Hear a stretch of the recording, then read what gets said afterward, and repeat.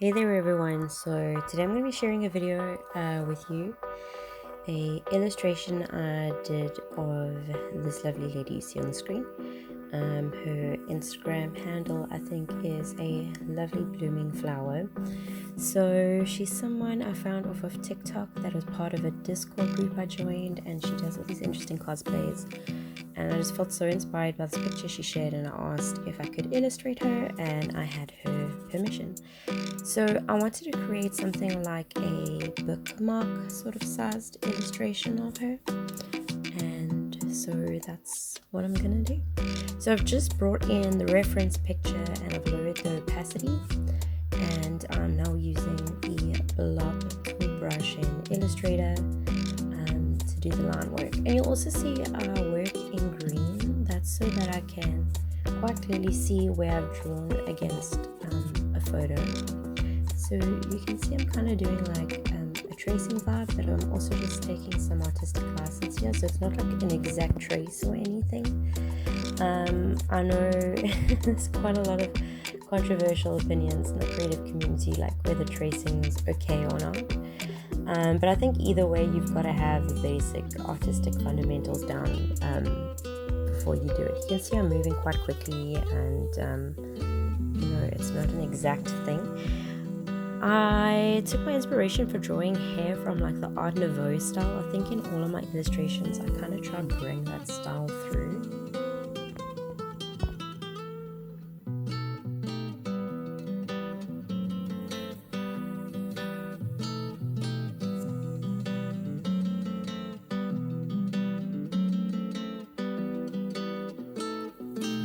I'm also going to be doing like different elements of her in different layers, and then I'll also make sure like all the colors are different of the line work so that I don't confuse anything up, and that I don't accidentally merge lines that I don't want merged.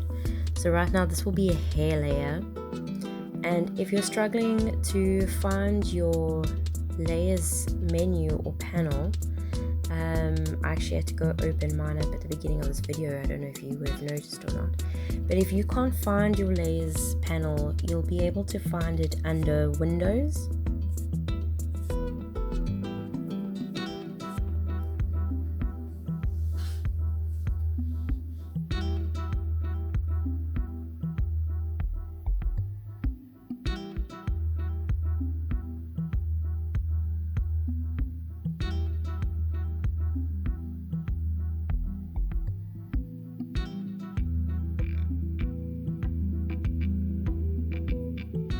So by the way, I'm illustrating this using my Wacom drawing tablet, and the nice thing about using the blob tool, if you have a drawing tablet, is that it works like with a pressure pad. So this is very much like drawing on paper, just that it's digital. The drawing tablet I work on, it picks up when you're pressing harder, then the lines will be thicker or thinner according to how hard or light you're pressing.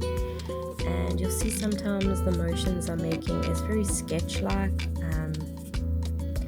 So if you're not used to drawing with a tablet, it might feel weird at first, because in traditional drawing, you look at where you're drawing, and then when you start drawing with a tablet,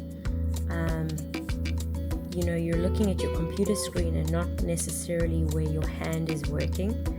So it might take some getting used to.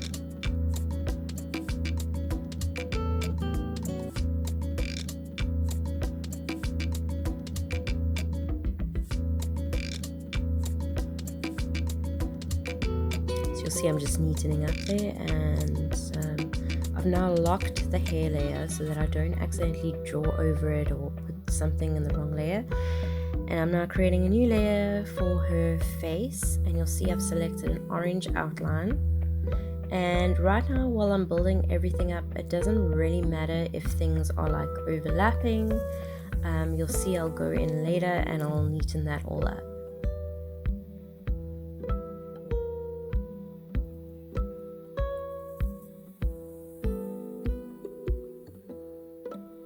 And again, you'll see that this isn't an exact trace. I'm kind of taking initiative here. So I was trying to do like a middle line to part the lips, but I did eventually just give up with it and decided to leave her lips just solid.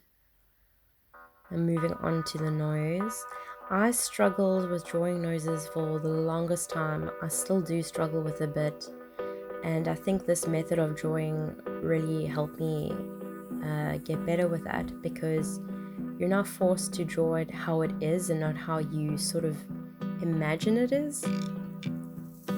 I think if there's anything that you generally struggle with, like a good key other than repetition, is to actually just trace over something. It forces you to like change your perspective of how you think something is in your head and how it actually is, and then you kind of have this like oh moment. So I'm also deciding to like emphasize your eyes, so you'll see that I like enlarge them and then I sort of move them around a bit.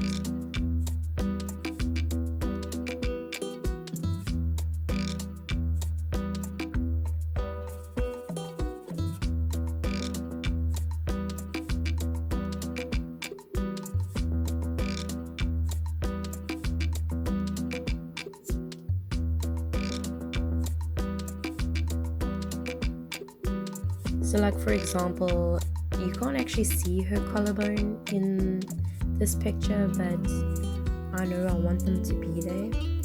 And I think if you're really keen on drawing, it really is important to like know your basic anatomy, because then you'll have a general sense and feeling an idea of where things should be and what would look correct.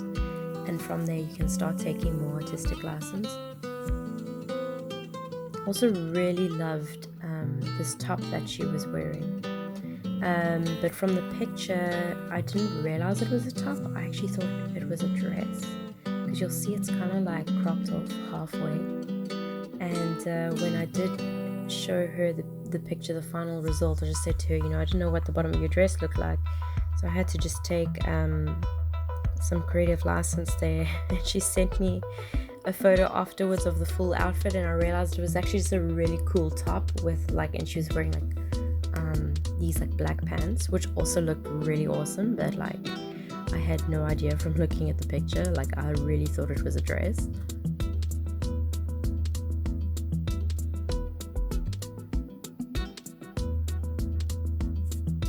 Oh, I at this point realized that I haven't actually saved my working file. I think that's something a lot of artists struggle with. Like you get so into the zone with what you're doing, you forget to like save. And I'm sure all artists and illustrators and stuff have had that moment where you just want to cry because you've been working on something for ages and ages, and then you go and lose it. I swear I want to have like Control S tattooed onto my palm or on the side of my hand for while I work.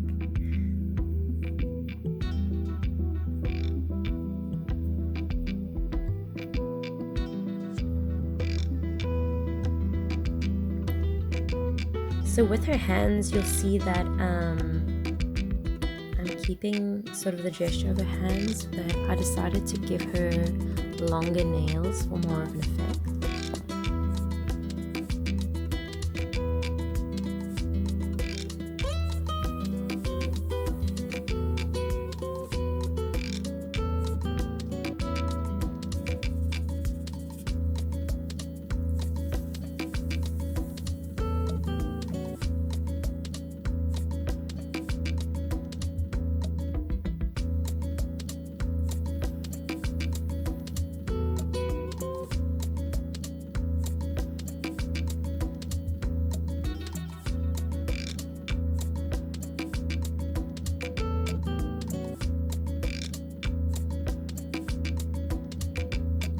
So for her necklace, I'm like super zoomed in, and my blob tool is a bit thick, so I'm kind of struggling to get some of those like finer details in there.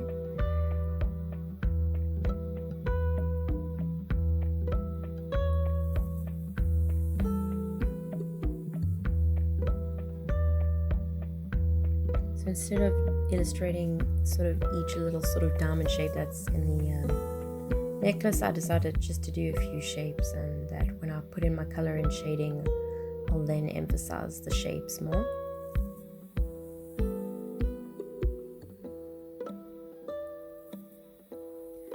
So I think this is something I kind of struggle with a bit as an illustrator artist. is when you begin an illustration, it actually looks like pretty bland. Like any artwork, you kind of got to trust the process. And I have run into problems where I've illustrated things for people, and when I show them the proof work, if it's just like the line work or even just line work with like base color, it doesn't look right, and people tend to want to like take that as a final product. And it's a little bit difficult, you know, to explain to people like this is still going to look very different by the time we're finished. So here I'm kind of using the circle tool to create like the rim of her hat and stuff, and I'm just overlaying shapes right now, and I will kind of like go in there and fix that later.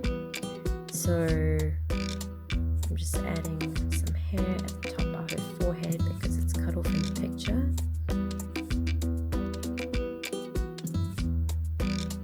You'll see I'm now going back to the dress, and here I'm kind of just winging it. I kind of want to create this flow. I want it to look like she's kind of leaning forward, like with her hips and stomach out. And I really want this like whimsical dress flowing behind her.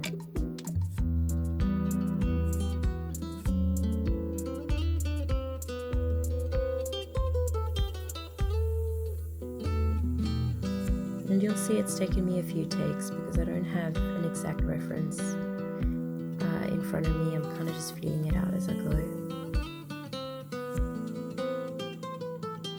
So now that I've got all my line work done, what I've just done is I've unlocked all the layers, copied my line work, put it to the side, and that's because now when I start going in and neatening up and taking lines, I don't have to be worried about like if I stuff anything up. Like I know I have a backup of my original line work on the side. If you don't want to do that, then just save like a copy of your file, but I think always create a copy before you go in and start like really messing around with it.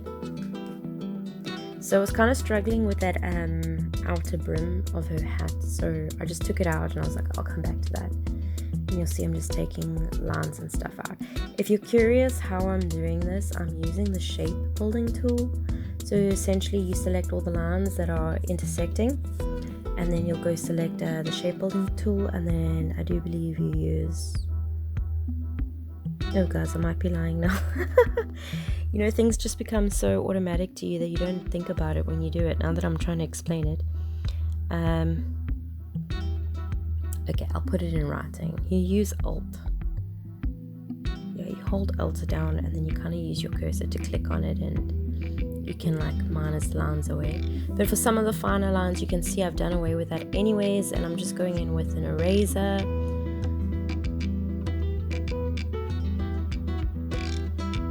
And I've decided to just add some hair flowing at her back.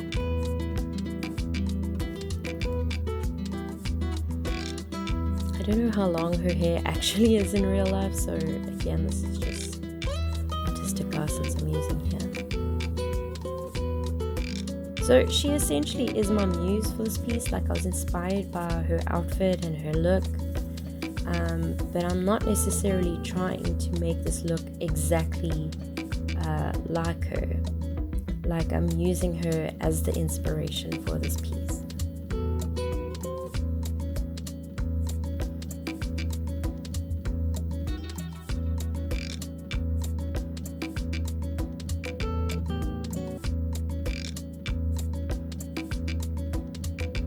So I'm going to go back now and tackle this ring, and I decided at the end of the day the easiest thing would just to freeline draw the rim.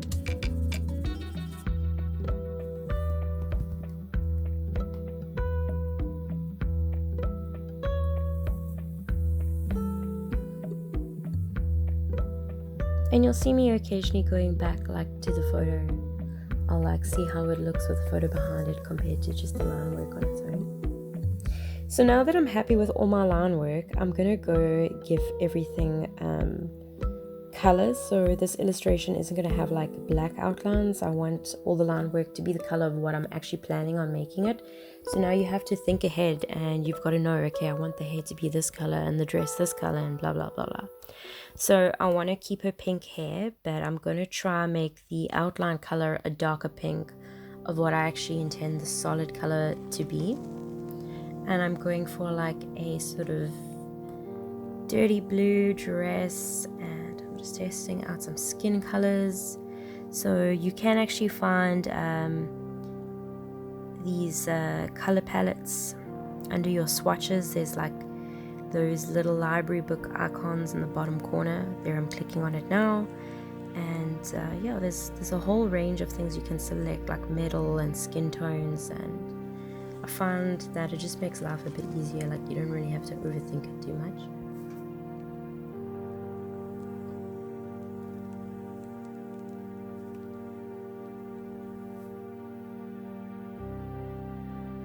Just adding in a string for her necklace there.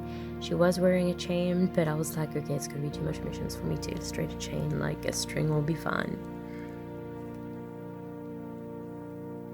Okay, so now that I've finished with my line work, I exported the line work as a PNG, and I now do my coloring and stuff in Photoshop. So I've opened Photoshop board, I've made sure it's the exact same size, I've dropped in my PNG and line work, and all I'm doing now is I'm using the paint bucket tool to drop in the colors, and for the really smaller places I'm using like a just a paintbrush.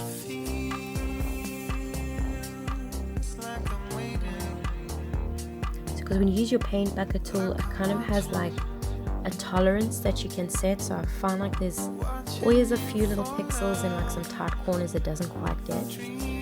I'm not necessarily saying this is the right way to do digital work. Like, some people won't touch Photoshop at all, and I've also had friends ask me like, why do I use both Illustrator and Photoshop? That's just the way I'm comfortable doing it. Like, I'm sure everyone has their different way. I'm just sharing my way with you that I do it. This is my process. This is how I'm comfortable with it. You know, I'm not saying it's like right or wrong.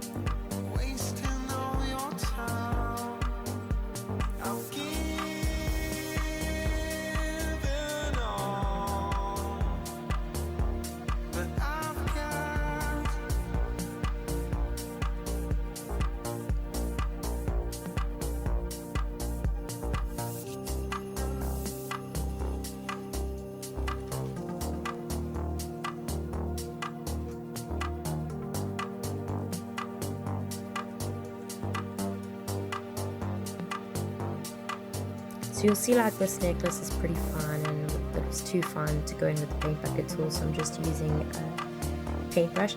I don't really mind if I go over the lines or anything, because you'll see one of my final steps to creating an artwork is I bring the line work back over it again.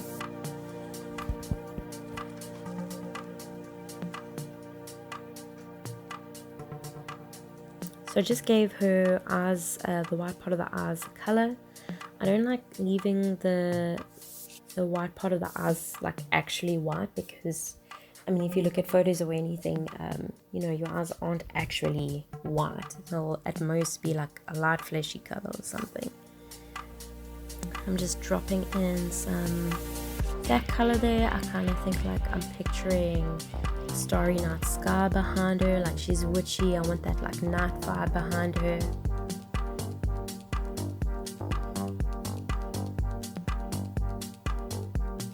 So now what I'm going to do is I'm going to start adding shading, and this is a really exciting part of the artwork for me. Like, once the base is down, like adding the shadows and the highlights is like what really hypes me up.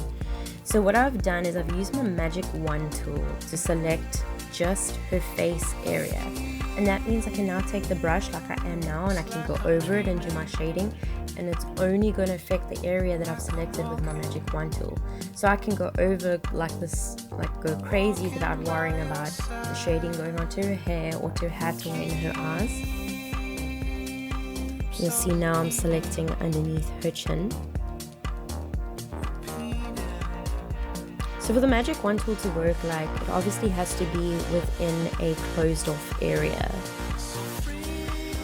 So if there's like a gap in your line work or that, it's going to pick up everything around it. So when I do my line work, you know, I'll go over it and like make sure, okay, are all the spaces I need to be closed.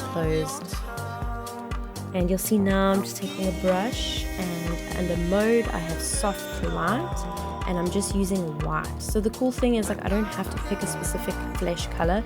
I'm just using white, and then by changing the mode, it'll automatically pick up whatever color is like underneath it.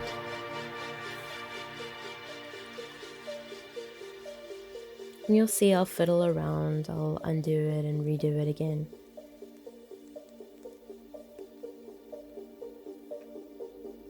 So that's like one of the nice things I enjoy about doing this in Photoshop, is all these different modes that are available to you. And the paintbrushes, of course.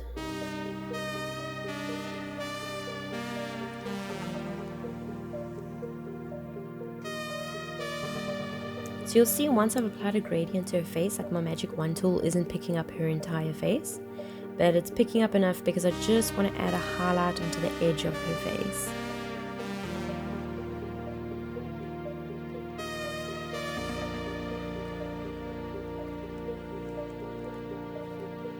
And I'm just trying to add some highlights to her lip, give her like a glossy feel, and you'll see I'll try this 1 or 2 times before I'm happy with it. Now I'm adding some shadows to her hair, and you'll see the mode I'm using with my brush is multiply. And I'm using the soft light mode to add highlights.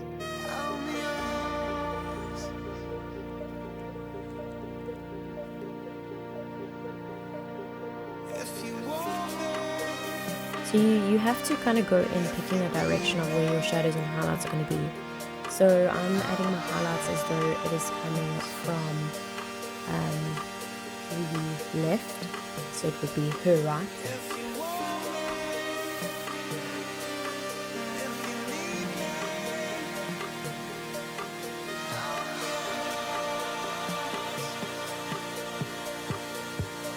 So I'm just trying to give her hair some dimension with the shades and highlights there, give it some depth.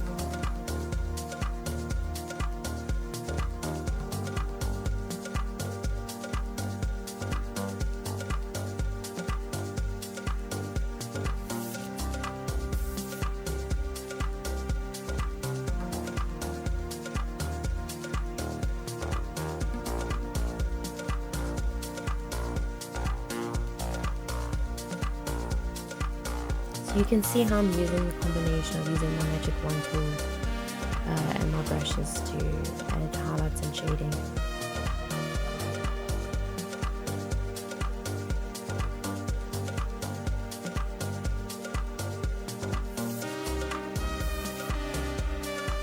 I really enjoy doing her hands, and I usually really struggle with hands, but I really sort of liked how they came out.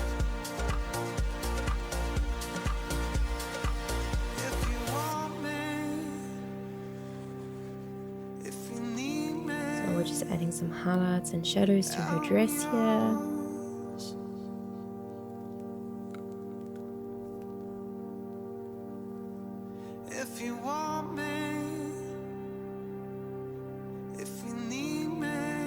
And it takes fiddling. You'll see a couple of times I might go try like different modes, different colors, different opacities.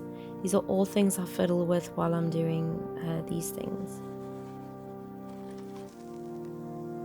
In case you don't know what I mean when I say mode, at the top left of the screen where you got your little house icon, the little paintbrush, the type of brush I've selected, and then you'll see there's a little menu with a that says mode with a little drop down menu. At the moment it says soft light, and next to that is opacity. Those are the things I fiddle with while I'm doing my highlights and shading.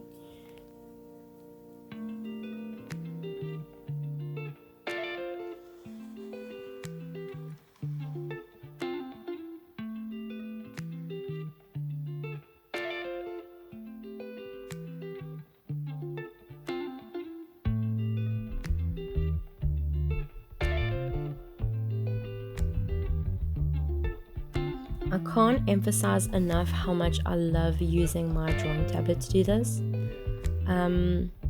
When I went to go study graphic design, I didn't really realize yet that my interest was going to lay specifically within illustration.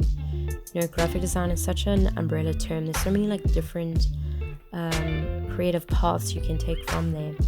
And when I started doing my illustrations in college, I was doing everything by hand with the pen tool in Illustrator, and it would take forever, which I didn't mind because I was really sort of enjoying it and passionate about what I was doing.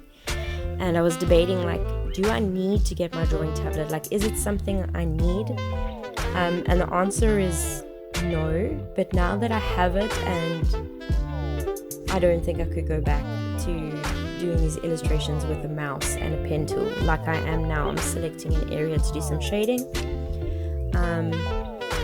Yeah. So if there's anyone interested and wondering if you want to get a drawing tablet, I'd say it's definitely worth it.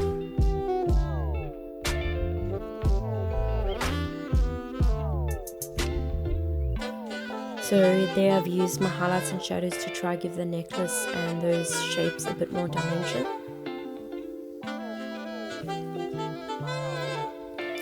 And yeah, I'm using the pen tool just to select the nail area and just drop some color onto her nail polish. And the reason I'm doing it like that is because you can see the lines, the outlines I've done on her nails are open. So remember earlier I said if you use your magic wand tool, the outlines of that area need to be closed, and I haven't done that with her nails, which is why I'm needing to use my pen tool and then create a selection and then drop my color in. Maybe there's an easier way. If you have any tips for me, like, please feel free to drop them in the comments. You know, it's an ongoing process. I'm always learning new things with illustrations and stuff. For all I know, I might be taking a very backwards way, and there might be something that's like 10 times easier. So I'm just giving her eyes some shading and some dimension. I love doing the eyes, and I'll always leave it for last. It's like the cherry on top. It's the dessert of the piece. And I went to go try put in some pupils, but I thought they just looked too strange, and I decided to leave the pupils out and just leave her eyes sort of a solid color. I used to do eyes like that as a kid. Like, I hated drawing the pupils. I feel like it just killed the vibe. And I remember my gran being so freaked out by it. She was like, they look evil. So it's kind of interesting to see like what things we actually bring forward into our art style from like when we were kids and stuff. Like, some things kind of grow with us. We bring things from our childhood preferences into our artwork as adults. I'm just giving her necklace a bit of a shine there, and I just did that using a Photoshop brush I downloaded that is like all, I think it was like sparkles or something. So now I'm working on the background, the blue part. So you'll see I dragged in a picture, and the picture is like, I literally just googled star maps. I found a few I liked. I've dragged it in.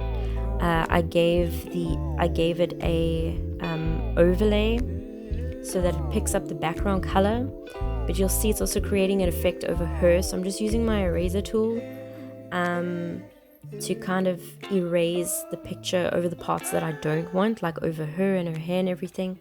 Like, I only want it to show in that navy background.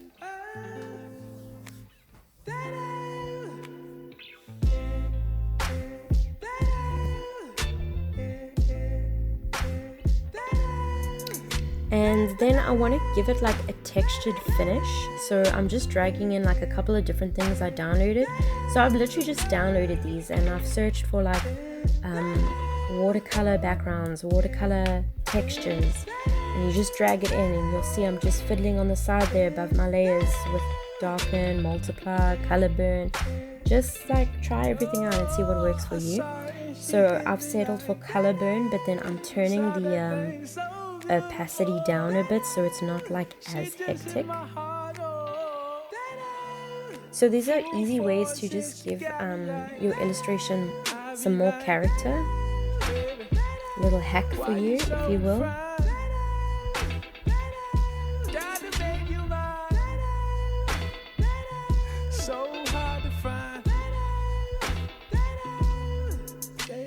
Just gives your piece a little more character, a little more texture. It looks a little more almost like it's got that touch of hand-drawn art. And here's the part where I say I bring my line work back over the piece once I'm done, and I was just hiding it and unhiding it there to show you the difference. And I'm just going in with the brush and I'm just adding a few loose strands of hair there, and I'm really just bringing this part. But I think it sort of helped tie the piece together very nicely.